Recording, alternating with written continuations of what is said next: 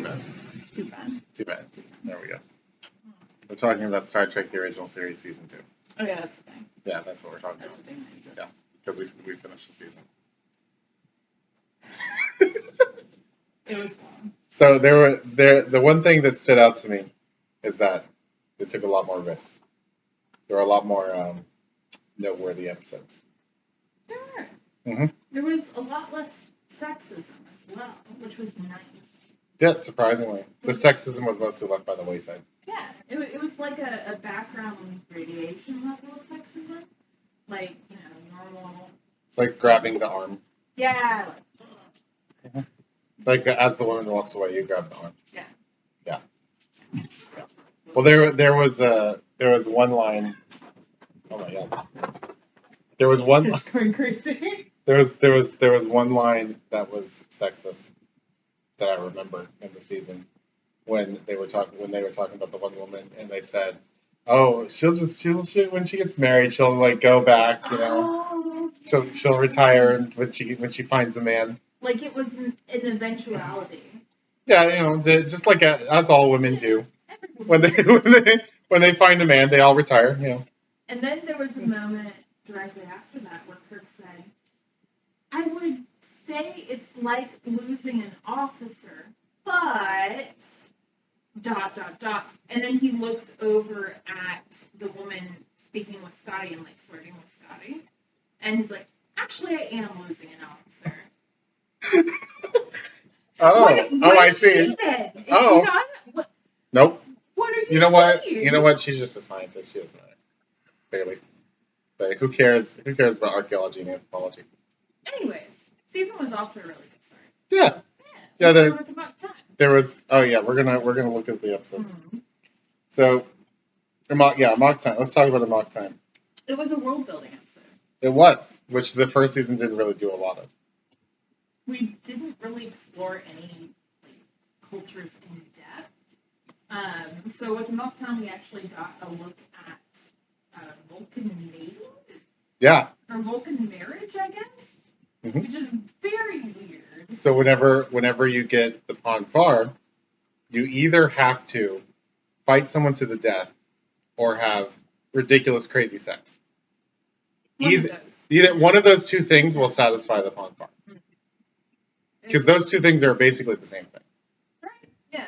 I feel that Vulcans probably, contain all of their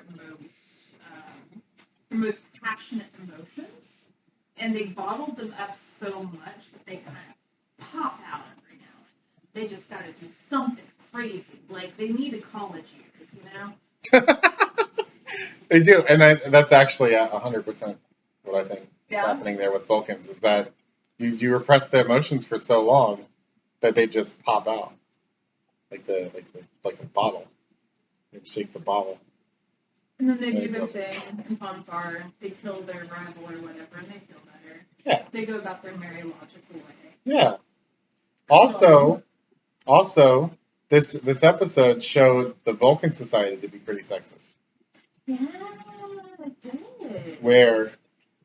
Where the woman doesn't really have a choice in the matter here. Where after the man fights and wins the fight to the death, then he can choose to release her, from the marriage, as if she was a slave to the marriage. But she gets the initial choice of whether to accept the arranged marriage or force him to fight. But if he wins the fight, she then doesn't really have a choice anymore. It's not. It's kind of a non-choice because accept the arranged marriage or forced to fight and then accept the victor of the fight. Yeah. It's kind of the same thing. Yeah, so, it kind of sucks. The fight is just whether you're going to get the person who was originally your arranged marriage or another person. There's no third option there. No, so there's no option to just reject the marriage entirely. The Vulcan lady in the episode was actually very smart about it. She wanted out, and she wanted a specific dude that she was into. So instead of making Spock fight the specific dude she was into and risk the specific life, she chose Kirk because she knew that if Kirk did win, he wouldn't want to have her as a wife. Yeah, He would no. probably like leave.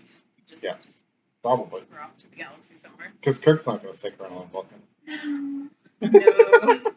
And if Spock won, he would release her for daring to challenge the arranged marriage in the first place. How dare you? How dare you? And her beloved would not end up being killed either way. No. So you don't have to have him fight. Yeah. It's fine. Yeah. Also, I really like T'Pren in this episode. T'Pren. T'Pren. Oh. T'Pren is an interesting character because there's so much more to her. Because they say that she's the only person to ever reject being on the Federation Council. She's the Vulcan lady who presides over the entire ceremony. Mm-hmm. And whenever we saw her, and we were like, oh, she rejected a seat on the Federation Council. The only person to ever do that. And she has ties to, deep ties to the Federation. When we saw it, we thought, what if this is T'Pol, or meant to be T'Pol from Enterprise? Mm-hmm. Which is just kind of a fun little... It's an interesting idea. Yeah. Make up Enterprise, but she was so well connected that she was able to get the Enterprise to divert there when Starfleet didn't want it to go there. Yeah. Mm-hmm. Yeah, because originally Spock was having a hard time, as you might imagine, going through Vulcan puberty or whatever. Mm-hmm. And he was like, oh, I'll die if I don't go there or whatever. And Starfleet was insistent upon them going on this mission. So, yeah, this Lady Vulcan, T'Pren. Or T'Pren? T'Pren. Yeah, what are Vulcan names? T'Pren is the lady who diverted it. Mm-hmm. They have apostrophes. Dude. Spock doesn't. Well, Spock said that he has a longer name. Probably. Yeah. Spock threw a plate at the wall. He did do that. That was fun. Oh, and at the end of the episode, when Spock thinks he killed Kirk, and then he comes back up, and then McCoy reveals that he made it look like Kirk died. Spock says Jim, really excitedly, and smiling too. Smiling. And then they're like, "Oh, Spock! I didn't know you were going to react that emotionally, huh?" So you do care about Kirk. Oh. Oh, they're so gay. Yep, they sure are. Okay. So that was the first episode. It was a really good one. Definitely one of the best of the season. Then we have Who Mourns for Adonis. Tell me about Apollo. That was a pretty standard. It was. That was a pretty standard. No Perfect Society, and also weirdly atheistic episode. It felt very edgy atheist, but then they also said we don't have need for gods. We find the one quite adequate, which was very odd and undermined the whole premise of the episode. Because in the episode, they take this edgy atheist stance of, oh, humanity has outgrown the need for gods. Mm-hmm. But then Kirk says that. It's like, what are you saying, episode? What are you going for here? Humanity has outgrown the need for polytheism, is what it's saying. Yeah. Monotheism is still fair game. Yeah. Because later on, in another episode, Uhura says, son of God. Oh, yeah. Remember? So, Uhura is implying that she's a Christian.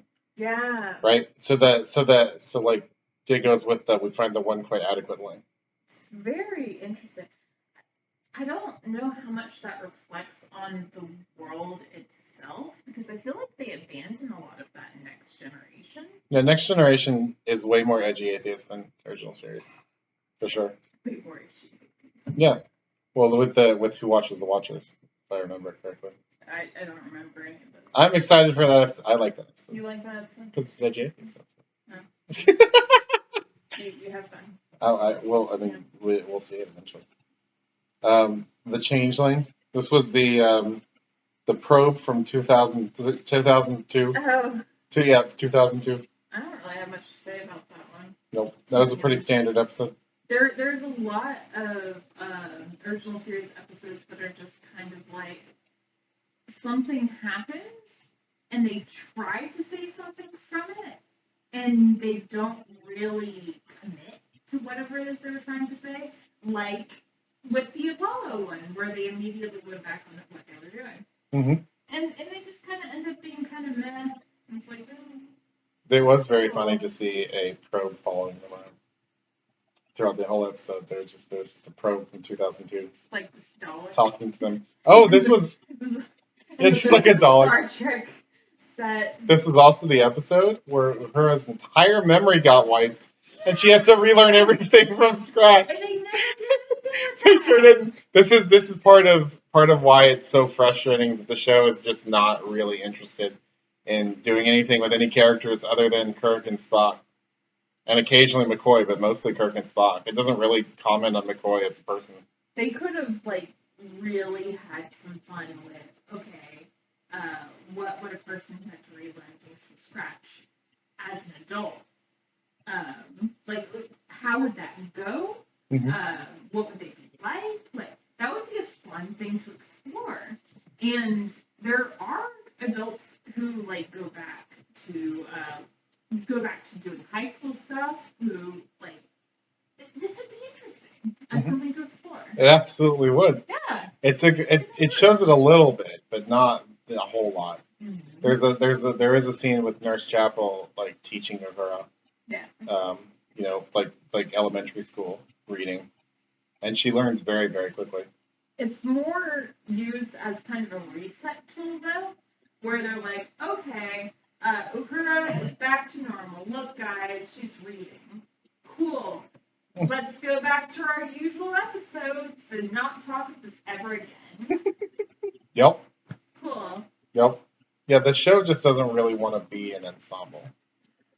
I think it just really just kind of wants to be the Kirk and Spock show, which that's just what it is. That's fine. McCoy is in a lot of episodes, but he's really not a character in his own right. He's more a tool to service Spock and Kirk's character development. I'm not sure. I don't know if he gets really character development of his own. He does, though. There's one episode in particular I'm thinking of where he and Spock have a lot of back and forth. Mm-hmm. And they have a lot of back and forth in other episodes, too.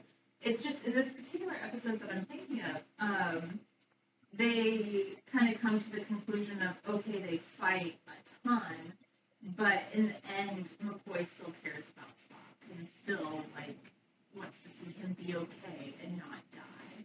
So that seems very odd when you think about the Galileo 7, where the Galileo 7 seems to imply that, no, you just hate Spock. I like to wipe the Galileo 7 from my memory. Because the way McCoy goes after Spock, it really feels like he just hates him most of the time. And even Kirk didn't know whenever someone asked, "Are they enemies?" and Kirk said, "I don't even think they know."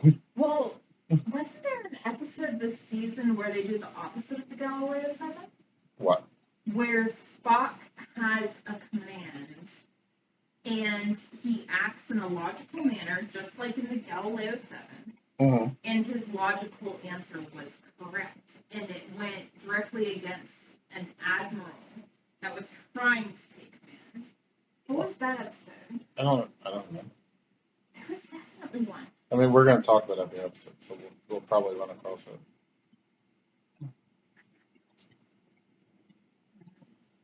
So next episode is Mirror Mirror, which I love, because I love the Mirror Universe. It's basically just what if the Federation was the opposite of everything it stands for, which is a good way to establish what the Federation does stand for in the main universe, because you have this direct contrast to look at and be like, okay, this is everything it's not. So what are we? Mm-hmm.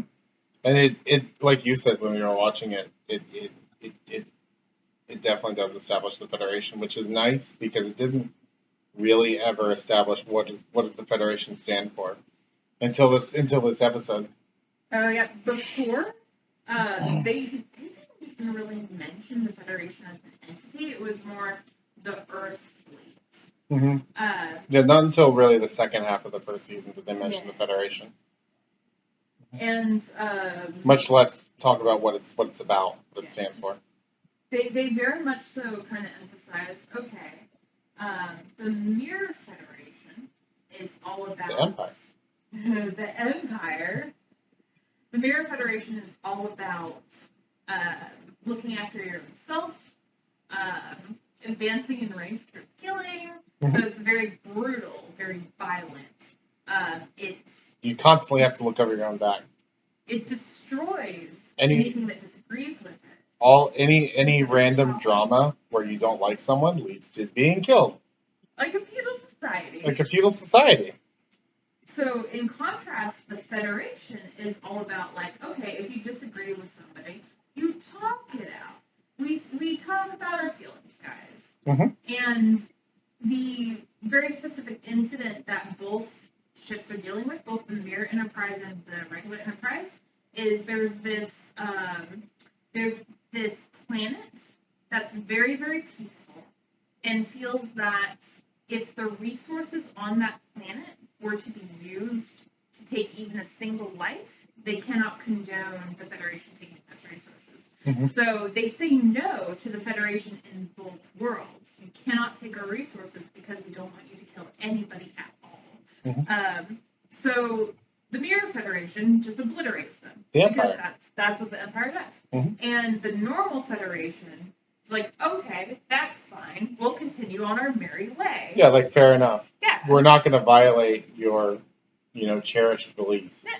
We're not going to steal your stuff because we want your resources. It's fine. Yeah. Which is that's a very, very good contrast to show. I think this episode does a way better job of portraying how fascism actually works than the Nazi episode. Funnily enough, I think this is a better Nazi episode because as I said before, whenever we talked about the Nazi episode, sci-fi, especially Star Trek and sci-fi, works better when it's talking in metaphor rather than directly talking about the thing. Because when you're directly talking about the thing, you've got a whole lot of baggage that comes with it. It's like the Pocahontas syndrome. Yeah. Like Disney's Pocahontas. So you have what Pandora? What's the Avatar. Avatar. So you have the movie Avatar, right? Which is very Pocahontas-like, where you have the settler with the romance with the native Na'vi. It has that same kind of like romance, and then there's the imperial aspect where the sci-fi Earth is coming in and stealing the resources and destroying the land.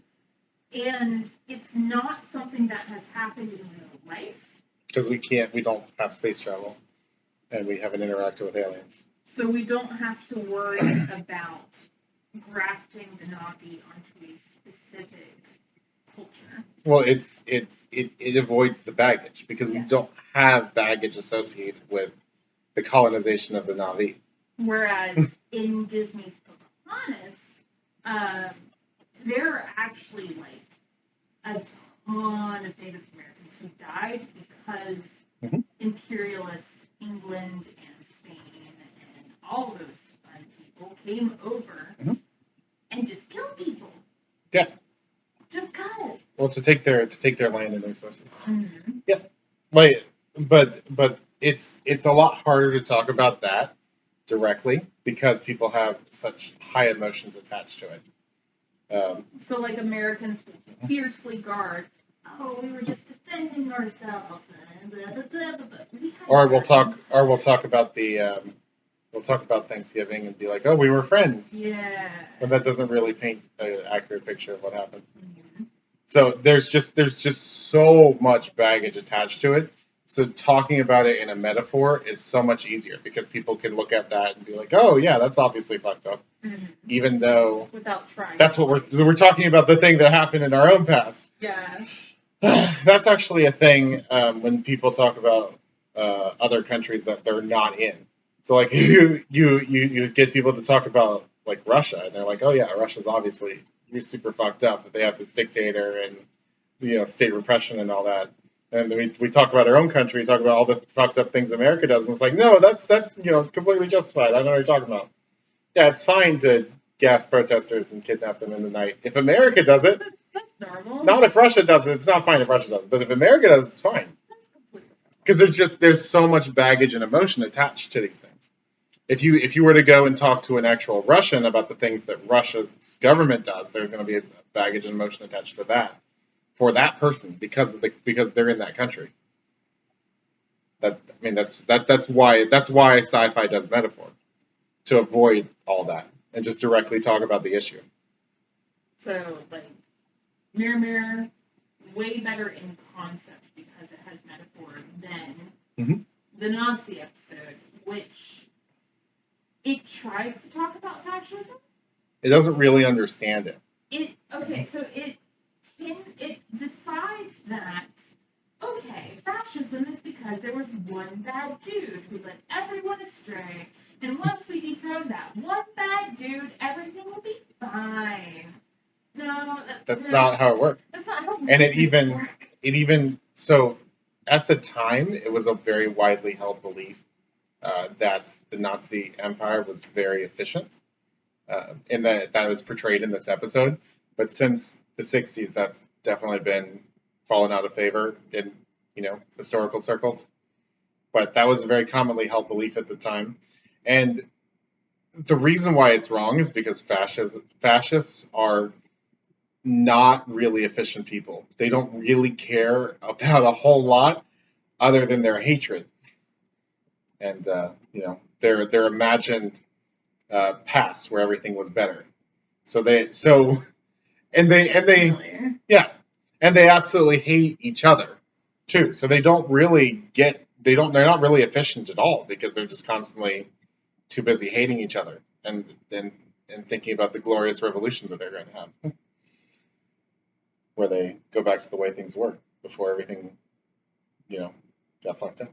Another unfortunate side effect of having the Nazi episode at all is you provide, even though the episode says, hey guys, Nazis are bad, hot take, you still provide the imagery of Spock and Kirk and McCoy in Nazi uniforms that neo-Nazis, like today's Nazis who are latching on to the idea of white race being pure and whatever, neo-Nazis can latch on to that and use that for memes and stuff and be like, oh look, this is funny guys, they were wearing Nazi uniforms, aren't we vindicated?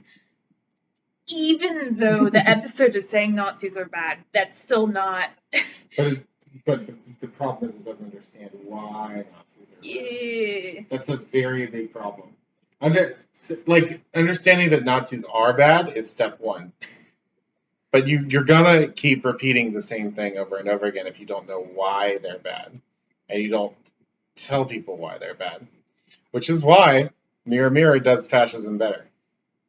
Because it actually does portray it. It portrays the hatred towards each other where they're just constantly backstabbing each other, because that's exactly what Nazis did, and it portrays the the dark impulses of humanity that lead to fascism, like white nationalism. It doesn't really portray white nationalism, that's more of an Enterprise thing. Yeah, it doesn't portray the racism in Mirror Mirror, because in the Enterprise Mirror universe, it establishes that the Empire is human supremacist and murders a bunch of alien races, but Spock is still here and not being murdered or enslaved. So I don't know what the original series Mirror universe is on about there. I don't think they actually had that clear vision. Like, they weren't like, okay, we're going to have this whole world that we're going to build in the Mirror universe.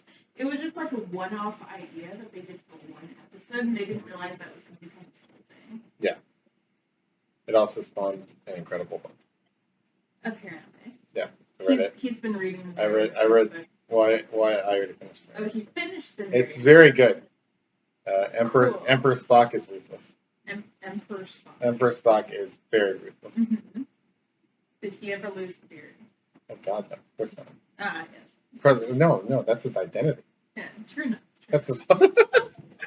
So, anyway, Near Mirror is very good. That's the point. The Apple is not very good. Is that a Paradise one? Yeah, that's the one where Kirk kills their god. This one was really bad. Okay. This was the standard. There's no such thing as a perfect society, but it was worse than that standard episode. Because like they had plenty of these There's No Perfect Society episodes throughout the first season. Mm-hmm. At the end of this one, they take the Prime Directive, they rip it into little pieces, they wad it up, shove it in the toilet, flush it, send it to the sanitation department, filter out the water, take the debris that had the Prime Directive in it, and then toss that in a landfill. They just completely. The Prime Directive doesn't matter. I'm usually not a big Prime Directive person, but this episode made me believe in the Prime Directive. Okay, so this civilization is a pre-warp society, which normally the Prime Directive would forbid you from interfering with. Kirk kills their god. So he definitely interfered with them. Just a little. Just because he's like, oh, you know what? Your society is not good enough because you don't know how to love or die. Your society is stagnant. You're just tribal cave people who don't know how to love each other, and so you have to not be stagnant anymore. So he makes good luck, guys. Decision to give people mortality and kill their god. Like what? That is not his call to make. It sure isn't. We were talking about how Picard would respond to this, and we thought Picard would just like say, "Oh no, we have to die," because the reason why Kirk killed the god, like in practicality in the episode, is because the ship was being held there, and they couldn't escape because the god was holding it. So Picard would be like, "Okay, this is a pre-warp society. It's not our call to dictate the course of their civilization because of whatever our morals are that might not graft onto who they are as a culture. Mm-hmm. So we're just going to stay here and die." Yeah, because we can't violate the Prime Directive. Or like try to integrate or something. We can't violate the Prime Directive and kill their god. Kirk. The episode is also... Oh, no, actually, we do have an episode to kind of contrast with this. There's an episode where they do uphold the Prime Directive, isn't there? There's lots of episodes where they uphold the Prime Directive. It's a season 1 episode I'm thinking of in particular. Which one? Called Justice. It's the Edo god. Edo? Yeah. What Edo? It's a alien species in Next Gen. Oh, Next Gen. Yeah. Oh, okay. Yeah, but I'm not going to spoil the episode. We'll talk about it when we get there.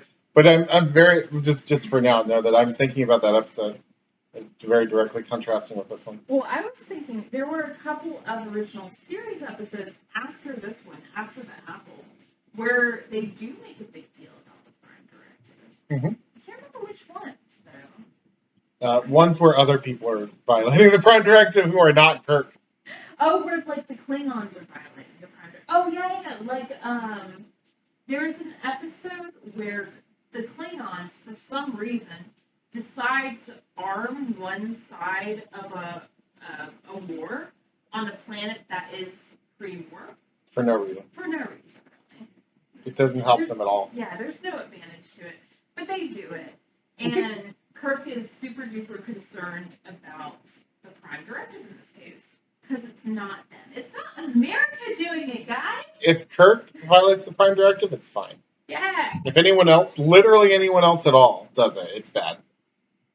The Klingons give them flint and steel to make fire. Oh my god, that's terrible. Kirk kills their god. That's fine. That's fine, guys. That's completely legit.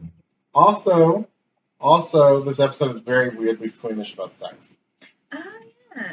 When they were like trying to talk about how sex works, they were like, "Oh well, no, you tell her. No, you're the doctor. You tell her. No, I think you should tell her." Even Spock.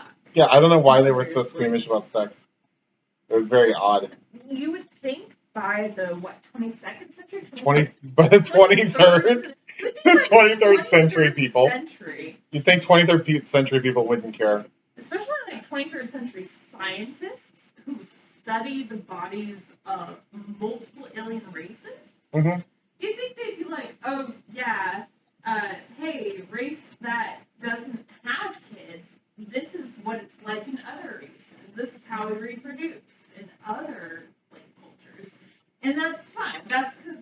This is just an interesting fact that we're sharing with you from one society to another. No, they dance around it like school children. This episode does have a fantastic moment though, where the one guy says, "Okay, the God has told us how to deal with these people. Okay, so we have to kill them." And you're like, "Oh, what is that? That doesn't make." And he said, "Okay, so it's very weird. It takes a lot to follow along. Okay, so you take this melon, right? We're gonna set that down. This is one of the visitors' heads. Okay, that's their head. So now we take a big stick like this, right? And we do this to their head, okay?" Big stick in here. Like, whoa. Like, whoa. Crazy. Crazy. That was like my favorite part of the episode. Holy and everyone's just like, whoa. Otherwise, it's a really shitty episode, but that was really funny. we find our ways to stay sane. I mean, that's just part of being an over-the-top 60s sci-fi show. Mm-hmm. Yeah. Mm-hmm. Then we have Doomsday Machine. This is Commodore Matt Decker. Oh, that's the planet-eating machine. That's what I was thinking. Because that's the episode where Spock has command of the Enterprise for some reason, because Kirk is away somewhere. Kirk went to Matt Decker's ship, the Constellation. Yeah. Mm-hmm. So Spock has command of the ship, and the Commodore takes command of the ship from Spock to relentlessly pursue his white whale. The planet-eating machine. The planet-eating machine. Planet-eating alien. Because it destroyed his crew. Yeah. So he has a vendetta against it, and so he pursues it relentlessly, like a Captain Ahab kind of situation. Even though they can't do anything to it. Mm-hmm. Mm-hmm. So his pursuing that machine would lead the Enterprise to certain death. So Spock's position of not pursuing it and going and warning Starfleet about it is portrayed to be the correct decision because it is the logical decision. Mm-hmm. In complete contrast with, say, Galileo 7, where Spock has command of his own mission and he's like, "Hey guys, there's a time crunch. We can't really hold a funeral right now." And they're like, "No, you have to be passionate and emotional." And he's like, "But I'm trying to save you guys from dying." And they're like, "No, you're wrong." It was very dumb episode. Very much so. But in this episode, they are actually like, "Okay, yeah, no, we need to be rational sometimes, guys." Yeah. Maybe. What is being rational? I don't know, man. But he does take back command by saying, "So you're attacking the alien, even though we can't do anything to it. Therefore, you are trying to commit suicide, and trying to commit suicide is enough to say that you're not mentally fit for duty." Which, so very rational line of thought. Yeah, rational way around that. was a decent episode. It wasn't like one of the best episodes of the season, but it was a decent episode. Yeah.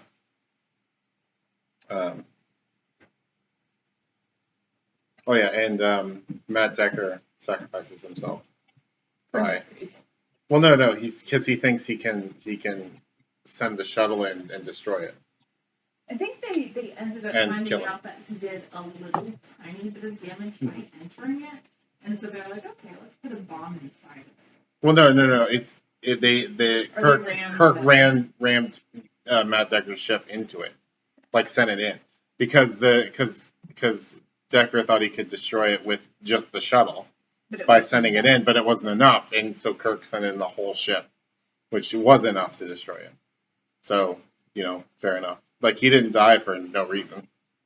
He thought he was going to be able to destroy it by doing that. Yeah. But Kirk saved the day instead. Well, of course, because you can't have someone not Kirk save the day. That would be silly. Even if they get their lives stolen. Then we have Cat's Paw. Oh, is that the witch episode? Yeah, we have the witch and the wizard, and the witch that turns into a cat, and they're like tiny little puppet aliens. I'll be real, I don't even really remember what that episode is about, other than the fact that the witch and wizard in the episode end up being little Muppets. Mm-hmm. And it was very silly. It was really funny. They were like from some random alien species that sent them as scouts or whatever. Not ringing any bells. It's basically all Muppets. Mm-hmm. And then of course Kirk seduces the witch. That's not. He seduces everybody. Every lady. If there was a female who gets a female sting, which is like most females. Yeah, like like this. Oh, this person is mysterious because they're a woman. Pretty much, yeah. That person. Oh yeah, for sure. Okay, then we have iMud, which was the good Mud episode. It was one of the best in the season because it was so funny. Almost every moment of that episode was hilarious. It felt like iMud did not even take itself seriously. Oh, it sure did. It was made it good. It was a very standard episode. But it gloried in it. But it just did not take it seriously, and it was so much better for it. The whole like ending is just hilarious, where they're trying to confuse the robots and just like doing complete nonsense, and it's glorious. So there's absolutely glorious. There's like a whole robot race that adopted Mud or something. Yeah. And Mud established himself as like the leader of this robot society somehow.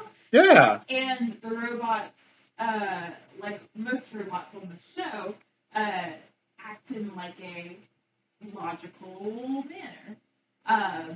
So they end up trying to do a bunch of illogical things to break the robots. Like the standard, what is it? I always tell the truth. I am lying. Oh yeah, and then Something that just blows their mind. Yeah, that's the craziest thing. Yeah, and that's what saves it. But the lead up to that moment where they do break because of the illogical actions it's lovely because like Scotty pretends to die and they pretend to play baseball with an invisible bomb and Scotty jumps up from his supposed death and is like, oh my gosh, a bomb, and then they like do a jig. Oh, it's beautiful. It's lovely. If you have time, look up that watch scene. that episode. Just watch that scene. Yeah. iMud. Also, iMud. We don't like you. Oh, Kirk has a lovely. The robots go with him, and then he said he tells them to leave. He says why? Because we don't like you. It's a great sound. Oh, it's fantastic. You should edit in just that sound. Just because it's wonderful. Oh, it is. If you can find that and download that, and just put in the. Oh yeah. Just the sound. Just the sound. Right. And then it ends with Mud with being surrounded by thousands of robots of his ex-wife. Yeah.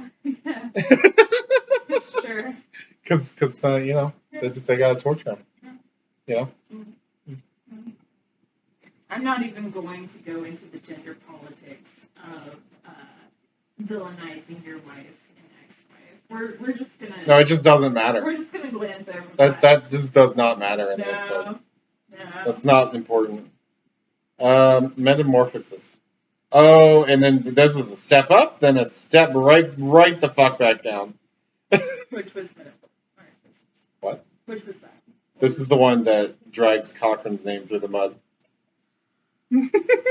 Oh.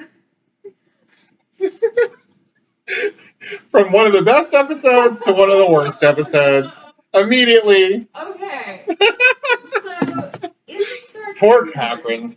In the Star Trek universe, there's a man named Zefram Cochrane. Yes, one of the most important people who ever lived. He is the man who invented warp technology, Yes. which is like faster than light speeds that let you travel from planet to planet quickly. It's the thing that directly led to them meeting an alien. Yeah. Like in making first contact with an alien. Yeah. Mm-hmm. So like there are universities named after this man. And planets. There are planets named after this man. Colonies named after this man. And cities.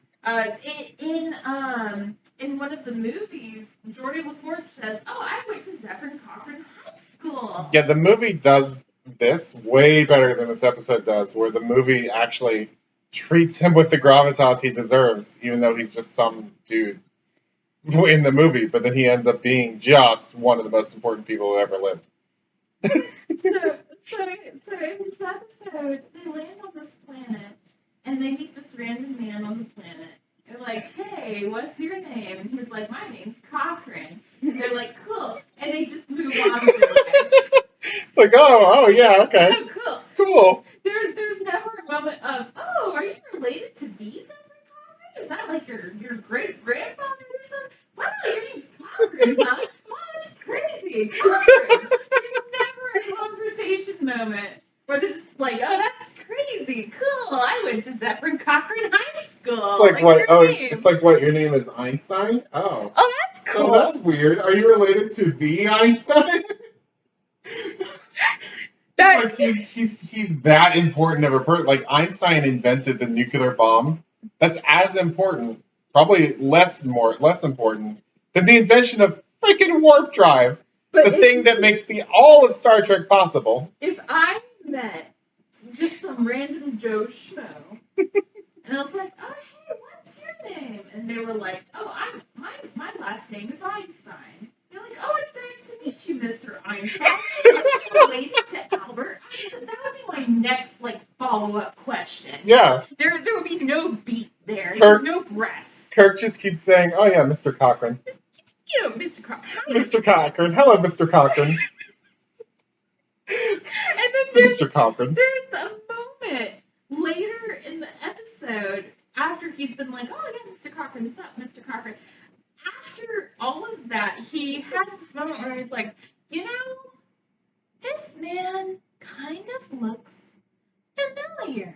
I can't quite place where I've seen him. Who could it be? Who could I be thinking of when I look at the face of this man named Cochrane?" So, okay, so you meet Albert Einstein in the flesh, right? We've all seen his face, and with the crazy gray hair. with the crazy gray hair. We've all seen him. We all know what he looks like. He's in all these textbooks.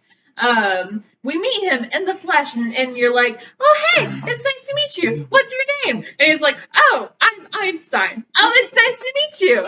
You know, Mr. Einstein. Mr. Einstein. You know, are you related to the Einstein? Because you sure look like Einstein." You know, you seem familiar. I can't quite place where I've seen you. I can't quite. I don't know where I've seen you before. Where have I seen you, Mr. Einstein? And then later they ask him, what's your first name? And he says, oh, Zephyrin. And they're like, oh, Dun, dun, dun. Okay. Yeah, Now I know where I've seen you before. Oh, your name is Oh. Albert. And then they Kirk still keeps calling him Mr. Cochran, even though he knows, like just judging the episode by its own standard, because obviously the movie didn't exist yet. The episode says this man invented warp drive, and there are planets and cities and universities named after him. Just by this episode alone, they should have a much bigger reaction to this man. And yet they just move on with their life. Oh, it's Zephyr Cochran. Oh, that's crazy, guys. Moving on. And they continue to call him Mr. Cochran. Hey, Mr. Cochran. Anyway, besides... Yeah, even putting that aside from that, the episode still drags his name through the bunch. Proceed. Oh, yes. So in the episode, he has a relationship with this entity this non-corporeal entity that has saved his life and has been keeping him alive for, just chilling for 100 years on this planet. It seems like you'd get a little bored after 100 years, but whatever. And and he's just here, and the entity has fallen in love with him? Yeah, the entity has fallen in love with him because it's a woman entity. Apparently, because only women can fall in love with men, as we know. You would think a non-corporeal entity would not have the parts to be male or female, because you need a part. Yeah, it wouldn't have a gender. Yeah. A non-corporeal entity. It might entity. have a gender, it wouldn't have a sex. Oh yeah, a non-corporeal entity wouldn't have a sex at all. Mm-hmm. It probably also would not have a gender. Like, it just would not have a concept of it. Because it's a non-corporeal entity. Like, in order to have a concept of gender, you have to have sex, too. You also have to have a society where you have roles. Yeah, you do. Like gender roles. And if you're a non-corporeal entity, you don't have just any of that. Floating in space by yourself or whatever. Yeah, you're not. It's just not a thing that occurs to you. But, like, Kirk has a moment where he's like, oh, sex is a universal concept. No, it sure isn't. This is an energy being. This is space. There's so many things. You've seen non-corporeal entities before already, like several times. Like, it's just not really a concept that you would have. For an energy being. Yeah, if you're just a consciousness. Like, even with humans, we have, like, other gender identities than just male and female. Mm-hmm. You'd think that would apply to aliens as well. No, but I mean, just having a concept of gender at all would require a body, I would think. And a social. And a society. But just a body. Like, just in a society to distinguish yourself, from other people in the society. But, like, that's other entities. That's not even what really makes this episode really bad. No. It's the fact that they keep flip-flopping on whether it was okay for there to be a relationship between this energy being and Zephyr Cochran. Because at first they're like, oh yeah, love transcends whatever species you are. Well, immediately whenever they say, oh, this entity is in love with you, Cochran reacts with disgust. Like, oh my god, it's in love with me? That's gross. And then they're like, why would you react that way? That's surprisingly closed-minded when it's given you this fantastic relationship for 100 years that you've benefited from. Yep. Spock outright says that it's closed-minded. He uses a specific word. That's very church-like, very... Yeah, I don't remember what the specific words, but he does use a specific word that means closed-minded. Yeah, like Spock outright says that's very close-minded. It's fine. And then in the very next scene, Kirk is arguing against the entity having a relationship with Cochran for some reason. It's very odd. Like, it doesn't make a lot of sense when in just the scene before they were saying it was fine. So, like, it's hinting at progressivism and then immediately backtracking and saying, actually, no, we're not progressive at all. That's bad. Like, actually, no, you shouldn't be able to marry interracially. What? You shouldn't. Yeah, you should stay with your own species. Like Kirk immediately argues, stay with your own species. Don't be romantic with another species. And then the non-corporeal entity inhabits the body of a human woman, and like even just ignoring the fact that they just stole this woman's entire life from her, just even ignoring that. Well, you know, she was about to die, so She's a whatever. woman. She's a woman. She's Whatever. a woman that was about to die. Yeah, whatever. Yeah. Never mind that she was an ambassador that was like going to stop a war. Kirk doesn't even think that was important. He dismissed that. Kirk has a moment where he's like, "Oh, I'll find another person to do it." Like, really? So she's been What? working on this war thing for a long time. She's the specialist here. Anyways, even ignoring all of that, just take that giant baggage, set it aside here for a second, focus. Only when the entity is inside of a woman is Cochrane willing to be in a romantic relationship with it. Yeah. Then he's suddenly like, oh, she looks like a human now. I was always into you. I was always in love with you. Thank you for taking care of me. Now let's bang. So it tries to aim in a progressive direction, and then it immediately abouts course and says, nope, actually, nope, you can't be romancing someone that's not of your same species. And then it does another 180. And it's like, hey guys, actually it's fine to bang another species, but only if they look like your species. Yeah. So it ends up coming off as being against interracial marriage, because that would be what it would graft onto in real life. In the 60s. In the 60s. Because that was the hot topic at the time.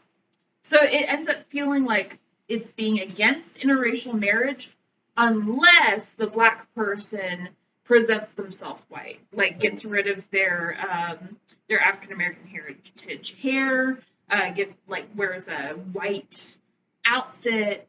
Like it's very bizarre, conflicted and like downright insulting thing to present as your moral. Mm-hmm. Yeah, it's very it feels like it was written by two different writers.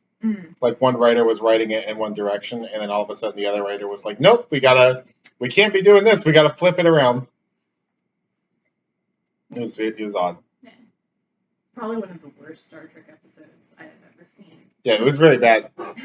All while dragging Zefram Cochrane through the mud. Yeah, and this was Zefram Cochrane that was doing this, which is even worse. Cochrane. Your name is Cochrane. Your name is Einstein. You look familiar. The fact that it was Cochrane doing this made it worse, because you can't drag his mud through. You can't drag his name through the mud. Through the name. You can't drag Mud's name through Cochrane. Oh, that's even more insulting. You can't drag Cochrane's name through the mud like this, because he's so important. He's one of the most important people who ever lived. The only reason why they had it be specifically Zefram Cochrane was to give the impression that he had been on this planet for a very long time. That's it. Yeah, and you could have done that with anyone. With literally, it did not have to be Cochrane. Cool. Cool. Cool. Cool and good. No, not good. Cool and not good. I guess neither cool nor good. Cool and great. What's the next one? Journey to Babel. Oh, that was a good one. So we had a step up, a step down, a step up. Talk about whiplash. I'm so tired. Journey to, this is only episode 10. Oh, I'm so tired. Journey to Babel. Journey to Babel was a very good episode.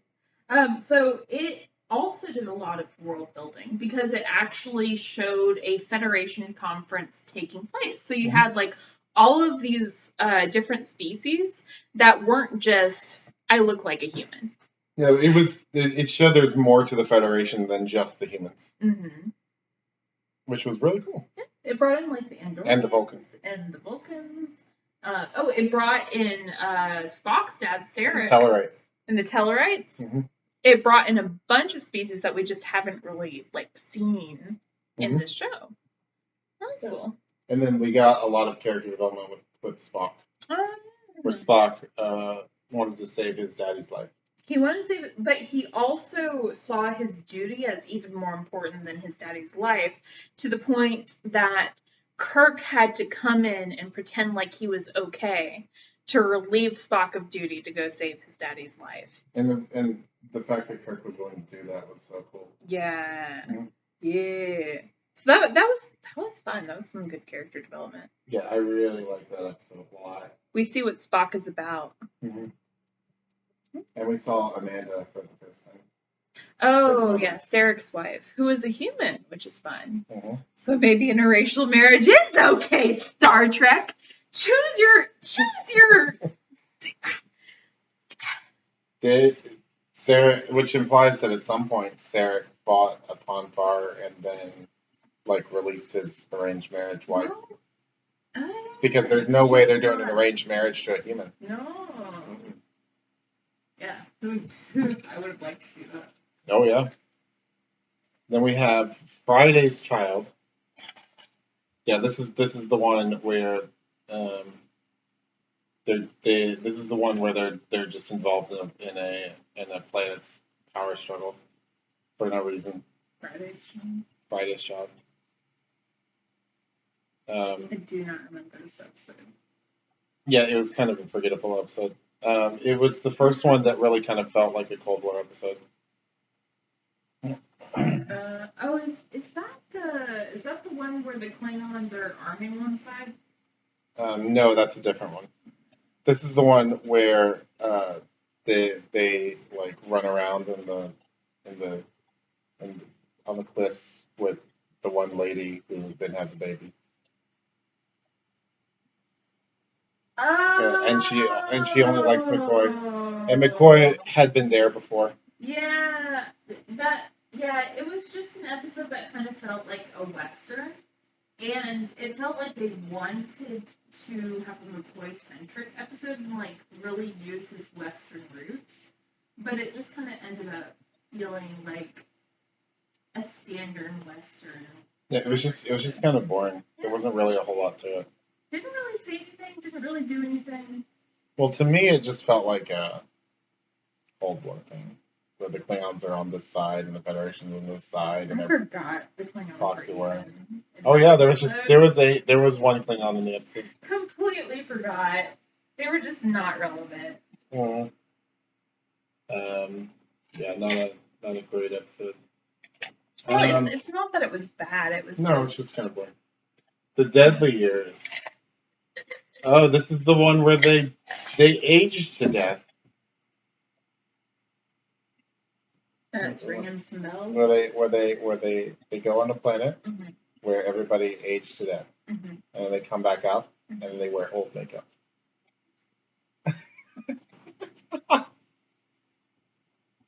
That was the thing that happened. Oh, that's the episode where they had old Kirk not want to relinquish his status as captain of the ship, despite clearly being unfit for the job. Which does say a good bit about Kirk. Mm-hmm. I guess that's kind of a character exploration. It also shows the protocol for if a captain is mentally unfit, where you can actually have the doctor and a senior officer come up together and say, hey, so we want to hold a hearing. This is why. Here's the official notation. Here's the documentation. So let's hold basically a trial to see whether this person is or isn't unfit, or fit or unfit.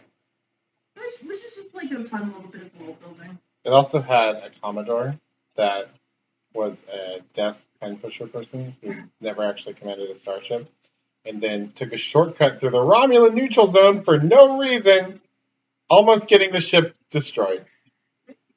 Just to take a shortcut. Just for funsies. It was so dumb. Even if you spent your entire career working behind a desk, you should know better than to go into the Romulan neutral zone for no goddamn reason. You would think if you were the office person Like, if you were some, like, clerical worker, you would know the regulations very well. You would think. But here we are. And then Kirk had to retake command because the guy was an idiot. Obsession. As a young man, after he regains his fitness, Lol. because we actually care about removing Kirk from duty and exploring the consequences of that, much like the rest of the show not caring about the consequences of its episodes. What are consequences? I don't know, her completely losing all of everything that she's ever learned and then having to relearn everything from scratch. That seems like something that might lead to consequences. Is it possible for something to exist from one episode to another? Mud reappears. There's consequences to mud. Mud exists in more than one episode. Why can't we explore one character? That sounds like a Deep Space Nine thing. So that's a dirty idea right there. I don't even know if Next Gen does something. I assume Next Gen does work. Maybe a little bit. So our next episode is Obsession.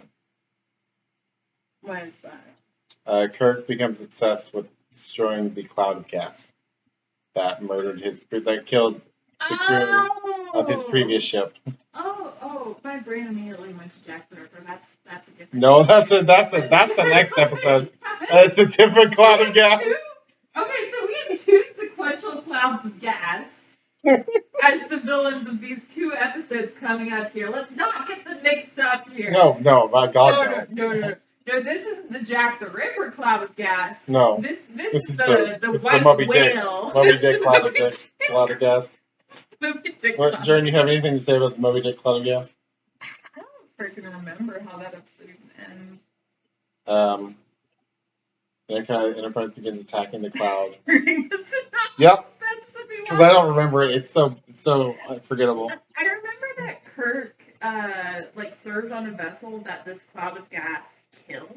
The specific cloud of gas. And he always blamed himself for it because he didn't react in time. Mm-hmm. He didn't shoot the cloud of gas in time. Even though that would have done nothing. He didn't know that at the time, though. Yeah.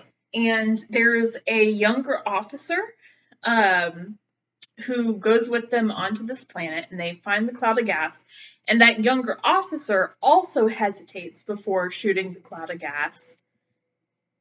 And Kirk sees it and basically gives him a reprimand and sends him to his quarters and takes him off duty. So he's super duper harsh on this guy for making the mistake that he perceives himself to have made in the past. It's a character building thing, I guess. Mm-hmm. It doesn't really do a whole lot with it that I remember. No, really. It just gives some background of Kirk. Mm-hmm. Well, the younger officer was also the son of his previous captain who died to the cloud of gas. Yeah. But that's not super duper consequential. No. It's more Kirk grafting himself and his mistakes onto this younger person. Oh, and the younger person... It happens. The younger person helps him destroy the cloud of gas with a bomb, an antimatter bomb. Cool. Mm-hmm. I feel like that's a common thing, though. If you're a higher up, you might still think back to your past mistakes, and then think what you could have done differently. What if I had done this? What if I had done that? And then if you see somebody who is lower than you make those same mistakes, you might be overly harsh because you're thinking of yourself. I could see that, just in the workplace. Oh, of course, yeah. Yeah, you absolutely are harsher on someone who made your same mistakes. But then Kirk has a moment near the end of the episode where he's like, okay, hesitation is completely normal in a human being. So yeah. Sure is. I was harsh on this person, and he becomes self-aware, and everything's fine. Yeah. Everything's fine. Takes further reprimand. No. Yeah. Then we have Wolf in the Fold. This is the Jack the Ripper cloud of gas. Oh. Scotty definitely killed those women. Okay. So justice for these women. So # justice. Hashtag lock him up. Hashtag lock up Scotty. Hashtag Scotty the murderer. So, okay. So, when we were looking through a list of episodes, we On Netflix. on Netflix, we just happened to see this episode where all the description was the description was just one line. Mm-hmm. Scotty is believed to have killed 3 women. No, it says Scotty is accused of murdering a belly dancer. Scotty's accused. That's better. That's so much better. Yep. And That was the only description of the episode. That's all we got. And who knew it was just going to turn into this? Oh, it went on an adventure. Oh, so this episode plays out like a classic murder mystery. Complete with a seance. Complete with a seance. You know, fun, right? Star Trek does a murder mystery. That sounds like fun. That sounds like something I would enjoy watching. Yeah. And it was fine. At first. It was fine until the middle point where it turned, and Kirk made the ridiculous pronouncement. He said, all evidence points to this being Jack the Ripper. You're like, no, it sure doesn't. The reason, until this point, the episode has set up what looks like clues and has set up what looks like suspects. So you have like this clerical guy who's helping with the mystery. You have this guy who loved one of the women who was killed. And her father. You have all of these suspects that it could be, and we could like put hints toward, but no. None of that. This lady doing the seance carries out a seance, and she hears in her seance she hears a name. And she says it out loud. Yeah. And when they're going back through all of the things that she said, that single name was an old name for Jack the Ripper. That is the one single bit of anything related to Jack the Ripper. At all. It's not even evidence. It's just related to him. And that's the one thing that makes Kirk says, all evidence points to Jack the Ripper. And then they go off on this little bunny trail where it's like very clear Kirk has no idea what the fuck he's talking about and is only trying to keep his officer from getting prosecuted. Because in all 3 murders, Scotty was found next to the body with a murder weapon. Yeah. And says that he doesn't remember anything. Yeah. Oh no! That's crazy. I'm holding this knife next to this dead lady who has stab wounds, and I don't remember what happened. And then it was Jack the Ripper, guys. And then literal Jack the Ripper. Literal Jack the Ripper. From like 18 whatever. From the 1800s. Yeah. Takes over the ship. Yeah. The literal Jack the Ripper is a fog cloud. That it creates fear gas, like the Scarecrow, and takes over the ship, and then they beam it out into space. When they put the cloud of fear gas, Jack the Ripper, back into the body that was inhabiting, and then beam him into space. And Scotty gets off on the murders.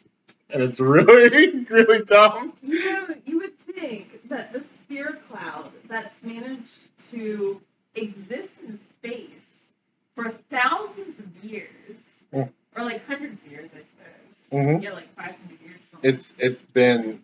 It's been murdering a lot of people. Yeah, and it's different planets. Traveling from planet to planet. They actually have a moment where they're like, okay, these murders have taken place on planets in a direct line from Earth to here. So this thing has been traveling through space, and yet having it inhabit a body and then beaming the body into space kills it. Maybe. I don't understand. Because what was really happening was they were all on a fever dream that they dreamed up to try to get Scotty off of the murder charges. That's what was actually happening. Because Scotty is actually the murderer. Scotty's definitely the murderer. Oh, yeah. Yes, Scotty just definitely got away with murdering those three people. Scotty has blood on his face. Kirk was like, "Oh no, it's literal Jack the Ripper taking over the." No, it was definitely Scotty. Never was too high to say no. Imagine, because they were like, Kirk, oh my God, it's Jack the Ripper. He's sending out the fear gas. Oh my God, we need McCoy to give everyone the happy juice so that they stop being afraid. That way they don't know what's happening. And then they had like Wizard of Oz style like guy behind the curtain like broadcasting the voice of Jack the Ripper like, ha ha ha, I've taken over your ship. It was a weird episode, guys. So that way they could pretend, oh my God, it's Jack the Ripper taking over the ship, and then Scotty would not be playing for it. So moving right along, what we got? What in this like box of mysteries? This delightful. Oh, this next one is box delightful. Of chocolate. We're going, Jordan. What? We're going back up. We're going back up. Trouble with Tribbles. Ah! Trouble with Tribbles was fan-freaking-tastic. Kind of like I Mud. It doesn't take itself seriously, and it benefits from it. Oh, it's really great. It's just a fun little romp where they just played up the absurd parts of the original series. Like, oh, this crazy space creature that just breeds from birth. Mm-hmm. That's fun. That's born pregnant. It's born pregnant. That's fun. Yeah. And they get everywhere, and they're very fluffy, and people love them because they purr. And Spock is totally susceptible to them. And there's a bar fight. Oh, the bar fight's hilarious. There's a bar fight where there's this guy, this like sleazy salesman guy, who's like, oh, everyone's fighting. I'm gonna go grab myself some free drinks. And he the camera follows him the entire bar fight as he's pouring his drinks and like mixing and getting them ready. And he's like, oh, I'll actually grab two of them too. And he mixes his second drink. And it follows him the whole way while people are being tossed over the counter and being punched in the face behind him and in front of him. And it's delightful. Do you know when Scotty gets mad? Not when he insults the captain. No. So when he insults. There's Klingons in the bar, and they're talking shit. They're talking smack, man. They're like talking shit about the captain. Mm-hmm. And Chekhov wants to like punch him. He's like, "You heard what he said about the captain?" No. We can't start a fight. And he's like, "Oh, but have you seen the Enterprise? It's just basically like a garbage scow, But I don't mean to say that the Enterprise should be hauling garbage. I mean to say that the Enterprise should be hauled away as garbage." And Scotty. That's kind of funny. That's the thing that makes him punch the punch. Mm-hmm. Mm-hmm. And in Scotty's report to Kirk is completely straight faced and is like, "Oh, so it was not when he insulted me." No. Oh. Okay. No. They called the Enterprise a garbage scow. His poor little pride was hurt. Oh yeah. It was lovely. And of course, one of the best parts of the whole episode when Kirk opens the grain compartment and like just a door above him, and just the Tribbles fall. From the just heaven. A classic moment. One of the best moments of the show. Just so good. And once again, and it's just straight face. Just the expression on his face is he's just like, holding these Tribbles like. There was one of the really great moments of the episode too was when he just breaks. He's like, this is my chicken sandwich and coffee. And there's Tribbles eating all this of it. Is my chicken sandwich and coffee. I don't care what it takes. I want these things off the ship. I don't care if it takes everything we got. I want these things off the ship. He just completely breaks. This is the broken man. My chicken sandwich and coffee. This is the last straw. I wanted my chicken sandwich and coffee. This was a fantastic episode for DS9 to choose for the 30th anniversary, for sure. Mm-hmm. So DS9 actually does like a time travel episode and revisits this episode where the characters from DS9 are in the background and doing their thing and preventing Kirk from getting murdered or whatever. It's fun. Yeah. Yeah. Yeah. Umbrella. Oh, what's next? I have no idea. Let's Uh, bring out our next like chocolate from this box. Oh yeah, the Jordan, Uh-oh. the Gamesters of Triskelion. The one where Kirk, Chekhov, and Uhura are enslaved to fight. Oh, this episode, this is one of the worst episodes. This episode is weirdly sexual for an episode about slavery. Mm-hmm. And then it doesn't really say anything about slavery. It's just slavery there. bad. Slavery bad. Mm-hmm. And also weird sexual vibes. And also, there's a part near the beginning of the episode, right after they have like don't they have like a weird almost rape scene with Uhura? Yeah, they do. Where she screams, and it's because she resisted the selection, so like being paired up with somebody. Directly after that scene, they have a moment where Chekhov is approached by a transgender woman, someone who appears to be a transgender woman. Yeah, I don't think in the 60s they even had a concept of transgender. Maybe not. I don't think they even knew what transgender meant. Very possible. In the 60s. But she kind of comes on to Chekhov, and he's super squeaked out by it. Oh yeah, and it's supposed to be really funny. It's meant to be, yeah, it's played as if it were a comedy scene. Which is very odd. It's odd because the scene relies upon fear of male gender being threatened. So it like I said, like they probably didn't understand what transgender was at all. So it probably was just, oh my god, a man in a dress is scary. Yeah. Not even the transgender, like And not even knowing also- what that means. And also the gays are sleepy. It was probably something like that. And it takes place directly after a rape scene. Well, yeah, Or it's definitely a masculinity being threatened thing. For sure. Oh god. Mhm. That's probably the worst moment in the episode. There's a lot of pretty awful ones. There are a lot of good ones. But I think that was the worst. Well, the conclusion is god awful because Kirk says, okay, you guys have to build your own society here. But the people who are the inhabitants on this planet have been enslaved by like computers or whatever. By brains in a jar. By brains in a jar. But the people are not just a single race. It's not like just a pre-warp society that exists on this planet already. Yeah, the Prime Directive does not apply here. This is a group of people who were all harvested from different points of the galaxy. Like, there are Andorians here. Yeah, Andorians are civilizations of the Federation. Yeah. You can't just say, okay, bye, guys, and then leave the Federation citizens there.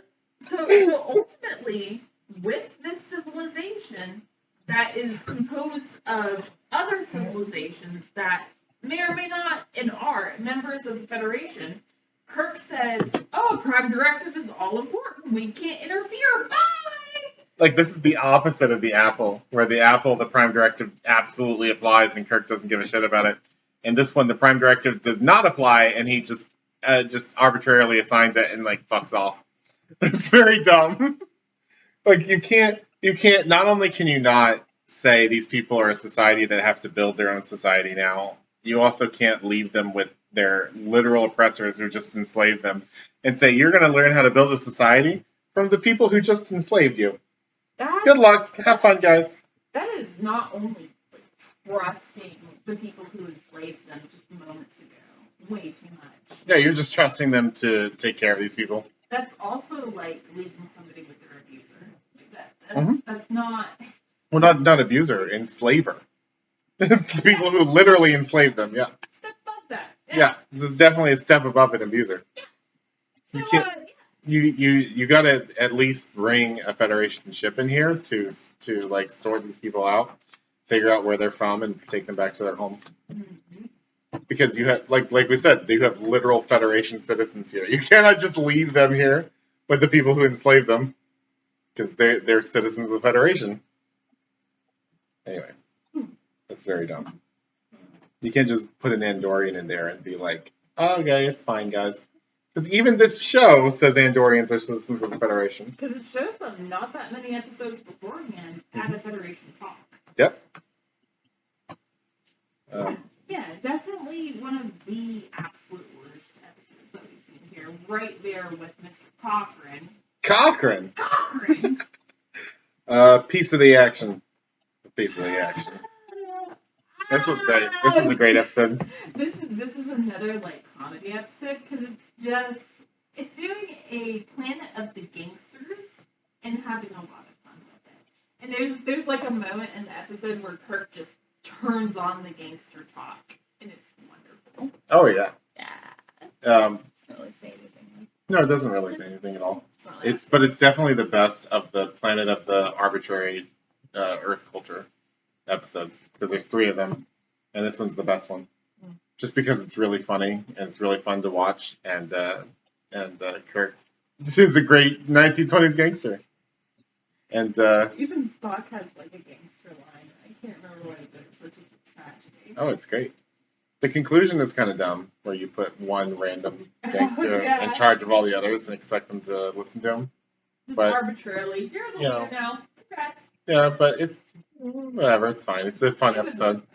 And then McCoy accidentally leaves a tricorder down there, and instead of going back for it, they're like, yeah, it's fine, and then fuck off. Yeah, because that's what they do. Contaminate the culture, just like that book on gangsters contaminated the culture. It's fine. Yeah, originally, apparently, according to Memory Alpha, DS9 was going to use this episode for the 30th anniversary and have them all be Star Trek nerds going to conventions. So, like, the tricorder did indeed contaminate the culture. Mm-hmm. Which would have been a funny idea. But they didn't do that. No, they went with Trouble with Tribbles instead. Which is still fantastic. Yeah. So we have the immunity syndrome. Oh. Yeah, that's the episode where there's a planet that has a disease on the planet itself. But the planet also has like it also simultaneously vaccinates you from the disease that it gives you. It's weird. Wait. Is that what I'm thinking? I don't think that's the episode. That's not the one? That's not the one? I don't think that's the episode. It's called the immunity syndrome. No, this is the one where they find the giant space amoeba. Space amoeba. Yep. That's ringing a bell. Let me see if I can find a picture. Right. Space amoeba. Uh-huh. Is that an episode that just has a lot of do? Yeah, it was a pretty boring, nondescript episode. Oh, like a standard in space episode. Yeah, I think I remember that. Mm-hmm. I don't remember much about it, but I remember it existing. Yeah. Like, do you remember anything about what happens in it? No, I don't. Let's see what the Wikipedia summary says. I'm gonna assume that it's just they're in space and this thing is trying to eat them, and then they somehow, I don't know, destroy it or something. Jed is trying to eat them. And then Uh-oh. that's exactly what happens. It's trying to eat them, Mm-hmm. and then they manage to destroy it. Cool. And the galaxy is saved. Cool. I'm gonna group that with the space cube. Because it eats a planet, apparently. Group it with the space cube and the space giant sun spaceship. And the probe. Wait, what? The giant sun spaceship? Yeah, I remember the giant sun spaceship, where it's like a big craft, and they say that they're gonna destroy them, and then Kirk's like, "Oh, actually, we have something in our bloodstream that gives off an equal opposite reaction, so you'll destroy yourselves." Was that the Corbinite maneuver? Maybe. Because that was the one where he was bluffing about having a shield that projects their weapons back at them. Yeah. And then it ends up being a baby alien. Yeah, that was the Corbinite maneuver. Yeah. Um, I'm gonna lump those together. Then we have a private little war, and this is the one where the Klingons are arming this one side of this conflict for no reason. Oh yeah, we mentioned that. Mm-hmm. They make the argument of if one side is armed, then they need to arm the other side equally and not give them more firepower, because that would eventually lead to their destruction. Mm-hmm. So they're coming down on as a pro Cold War. Or they're coming down on the pro side of the Cold War. It's interesting. Mm-hmm. So like carrying out a proxy war, mm-hmm. basically. Yeah, they end up being pro carrying out a proxy war because Gene Roddenberry is very pro-American, and clearly. Oh, we haven't. Clearly. Oh, we haven't gotten there. So. Jordan.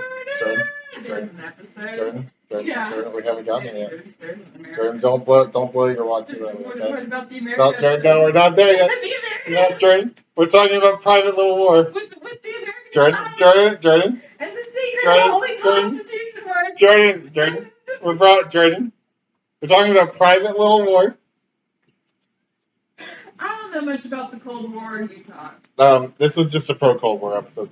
Cool. Where Roddenberry was saying, actually, proxy wars are good because Soviets are going to do it, so we got to do it too. And then at the end, he reverses course. He kind of wishy-washes out of it, where he says that, one person died, so I'm just tired, so now we're going to leave. We're not actually going to give them weapons anymore. Which is very dumb. Like, it did not even commit to its pro-Cold War message at the end. Because Kirk is like, hey, how long would it take to beam down like 100 rifles or whatever? Flint rifles. And then at the end, and then Scotty is like, what the fuck? What are you talking about? And then Kirk's like, actually, never mind. I'm tired. So. 100 serpents for the Garden of Eden. Beam us up. Yeah. It's very, it doesn't even commit. Like, it does not even commit to its pro-Cold War message, even though it was arguing for it the entire episode. Original series tends to do that a lot. It just wimps out of it. Like, it wants to be pro-Cold War and then wimps out of it. It wants to be for interracial marriage, and it wimps out of that, too. Mm-hmm. Return to Tomorrow. Oh, this was the one where the aliens took control of Kirk and Spock's bodies. Oh, and yeah. then the alien inside of Spock's body tries to kill the one inside of Kirk's body. That's fun. Mm-hmm. It's fun, I guess. Yeah, it wasn't like an incredible episode. It was fluff to watch. It was fun seeing Spock talk like a villain for a little bit, I suppose. I guess. Kirk was a energy being floating inside of an orb for a while. That was fun, I guess. Something we can say happened. Yeah.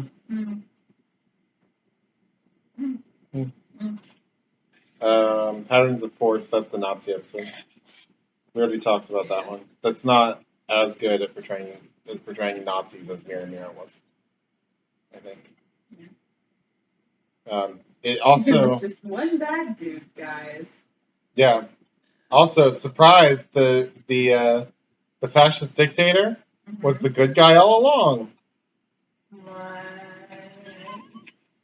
The really bad historian, because only a really bad historian would think modeling a country after Nazi Germany would be a good idea. He wasn't even supposed to interfere at all with this culture. He was supposed to be there observing. Mm-hmm.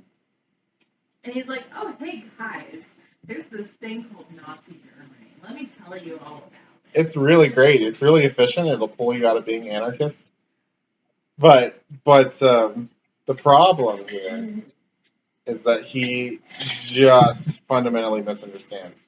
He thinks that you can have Nazism without being super racist and hateful and cruel, which just completely misunderstands what fascism is all about. Because the cruelty is the point of fascism. Like I don't even know how you can have fascism without this obsession with hatred of an outgroup. Having somebody to unite against, I suppose. Well, yeah, to unite against, to blame for all your problems. Do you know why it sucks? Mm-hmm. The Jews. The Jews are doing it. They made our lives suck. Yeah. Like, there's no way to have fascism without that. Not specifically Jews, just any group to blame for all your problems. So the point is, this guy's an awful historian. Cool. And the episode is just doesn't know what Nazis are. By any other name. Let's ring a bell. Oh, this is the quintessential next original series episode. Where beings from another galaxy entirely take control of the ship, and then Kirk seduces one of them, and Scotty gets one drunk, and then Spock makes one of them mad and jealous. So it takes the emotion is good. Mm-hmm. Alien invaders from another galaxy. Mm-hmm. Kirk seduces a woman. Mm-hmm. There's some more tropes here. Some original series staples. Non-corporeal entities. Non-corporeal entities. Mm-hmm. Okay. I know there's more. Oh, there sure is. Because the previous worst No Perfect Society episode, the flower one, mm-hmm.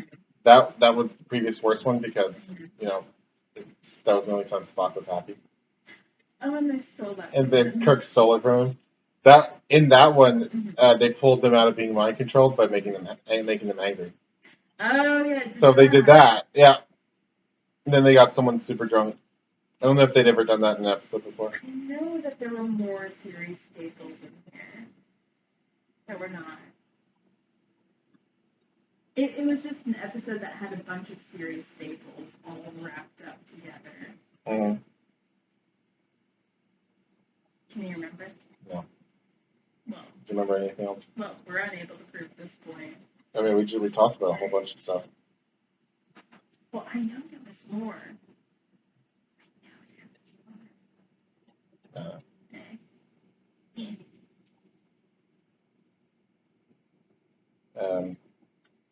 Anyway. Yeah.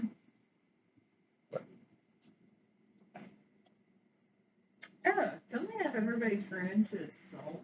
Oh yeah, they have everyone turn into salt. I forgot. They wanted to kill the crew without killing the crew.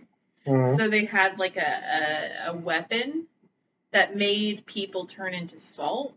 And then they have this scene, the only scene where they do this, or even threaten to do this at all, where the guy takes one of the salt blocks and crushes it, and he's like, "This is what happens when you defy us. He's dead now." That's it. That's the only time it happens. Yep. And everyone else is fine. Oh, Spock tries to do like a mind control through a wall, I remember. Yeah, and it doesn't work. Yeah. Because he did mind control through a wall in another episode. I think Kirk grabs a woman. Yeah, Kirk definitely grabs a woman, I remember. As you do. Yeah. Lots of serious staples in here. There's one of them is jealous of Kirk seducing a woman. It's like, how dare you? Oh, yeah. Mm-hmm. Oh, yeah, that did happen. They go back to the edge of the galaxy, which they went to and where no man has gone before. It's great because this and nobody turned into a god. This alien from another galaxy is like So the galaxy is surrounded by a layer of energy, and Kirk is like, "Oh, we know, we've been there." Yeah, of course, what of it? Oh yeah, obviously. Lol. Yeah. What's this next episode? Oh yeah, the next episode is the Omega Glory, which is now we can talk about the American episode. What is this? The last one? This one is the last one. No, we got like 5 more or 3 more after this one. Uh, The Omega Glory was glorious. no. It was the best episode of the whole show. No. Probably the best Star Trek episode ever made. I think we could all agree that this was the best. No. Okay. Yeah. Okay. Yeah, So. so. Yeah. Mhm. We have a planet. Yeah, we have a planet. As we do. Mhm.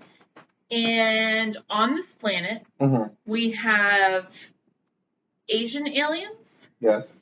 who are civilized and have cities and are the dominant culture. And then the savages Mhm. are white people. Yeah. So you think it's like, oh, it's going to flip it on its head. The idea, it's like Pocahontas. We're calling the white people savages. Yeah. Like, oh, look, guys, we're progressive because white people are savage, too. But you know what's our worship word? You know what? Freedom is our worship word. You know the word freedom? That's our worship word. It turns out That's our worship word too. the savages are actually America. Literal America. Literal, actual America. Developed the exact same way as Earth. And the Asian dominant civilizations are the comms, Mm-hmm. the communists. Mm-hmm. Mm-hmm. It's so great. It's so great. When they brought out the American flag, I just could not stop laughing. It was so funny. And then they whenever they bring out the American flag, the music plays an American anthem sting. And it's so great. And then their sacred religious text is the Constitution, which Kirk pulls out. He's like, you can't look. Yeah, you can't just interfere with their religion, Kirk. They're like, no, the sacred text is only for chiefs. And Kirk rips it from this dude's hand, this pre-warp civilization person's hand. Mm-hmm. And it's like, no. It's for everybody. Everybody. And then he's like, you don't know how to read your own text. Let me read it to you. People of the United States. He reads the whole preamble in the most like Shatner delivery ever made. And it's so great. It's so great. It's like you've forgotten your own words. Let me read them to you as sanctimoniously as possible. This was the episode that Gene Roddenberry fought desperately to make. Apparently, it was one of the ideas for a pilot. Yep. And the studio was like, the script is a little weak. Let's tone it down. Let's do something else. So the 3 options for the pilot, where no man has gone before, Mudd's Women, and this one, the Omega Glory. And they were like, you know what? No man has gone before, definitely. It seems like the best one. Let's set those other 2 absolute trash piles aside. And Roddenberry wanted so badly to make this episode like earlier in season 1, and they were just like, let's just set it on the shelf for now. Let's not do this one. And then finally, he got to make his episode. He was grinning the whole time. I know he was. Personally submitted this stupid episode, stupid, racist, nationalistic episode for an Emmy. It was fantastic. Personally. He should have gotten that Emmy. I'm just imagining him with his dumb script in his hand, grinning away as he marches into the Emmy office, slaps it on the secretary desk, rants about how good it is, leaves, and the secretary drops it in the trash. Like Kermit the Frog style. Like the Kermit the Frog scene. There's a Muppet movie where Kermit runs into a movie producing studio and is like, "Hey, we have the script's great. Hey, hit me up, baby doll, baby darling. Hey, how you doing? Hey, okay, yeah, call me, people come by." The guy who's in there is like left baffled because he hasn't said a word to this frog. Picks up the script wordlessly and drops it in the garbage. That's exactly what happened. You know what? Gene Roddenberry deserved that ending. Do you know what? You know who liked this episode? Gene Roddenberry. And exactly nobody else. This episode is absolutely regularly regarded as one of the worst episodes for good reason. It goes with there's a triad now. Mm-hmm. Of terrible episodes. This season had a lot of high highs and a lot of low lows. It's very true. This season, that's what I said like at the beginning. This season really took a lot more risks. To varying degrees of success. Oh yeah. So I mean, the point is, if you're looking for So Bad It's Good episodes, this is one of the best. Along with Threshold, and Evolution, and Prophet and Lace.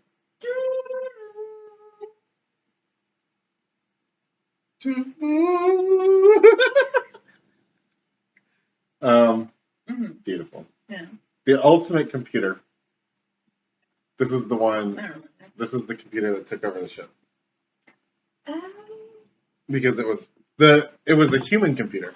Yeah. It was just this guy who had spent a really, really long time working on this project. Daystrom. And he felt that he had already peaked, and he wanted to contribute more to society.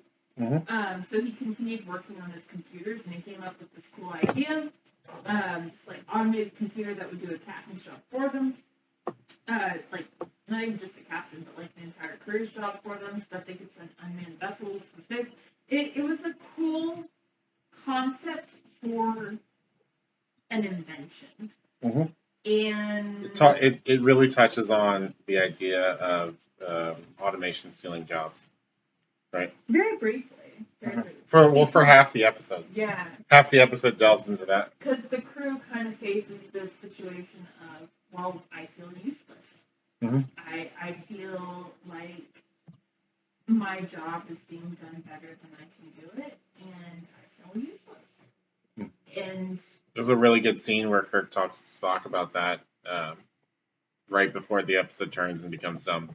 Well, not dumb, just different. It becomes a different episode. Yeah. Yeah. It just turns into it's not as good as it was in the first half. They have a moment where he says, we always feel sorry for the next guy when his job is stolen by a computer. But it's different when it's our job. Mm-hmm. Yeah, absolutely. Yeah. Because you only really care about yourself. Yeah. Humans only ever really care about themselves. Super when normal. It comes down to it. Yeah.